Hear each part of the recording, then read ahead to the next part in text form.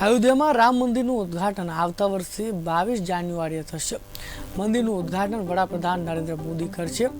રામલલ્લાના અભિષેકના એક સપ્તાહ પહેલા પૂજા શરૂ થશે। અમદાવાદના ગોતા વિસ્તારમાં આવેલ એક ફેક્ટરીમાં રામ મંદિર માટે 7 ધ્વજ દંડ તૈયાર થઈ રહ્યા છે। ધ્વજ દંડનું પૂજન કરવા માટે લશ્કરના માજી સૈનિક અને દાદા બાપુ ધામના મહંત વીરભૂષણ વિજયસિંહ બાપુ રાષ્ટ્ર માટે સમર્પિત એવા 101 યુવાનો સાથે લઈને આવનાર છે। ધ્વજ દંડ કાર્યક્રમમાં મોટી સંખ્યામાં ભક્તો જોડાશે।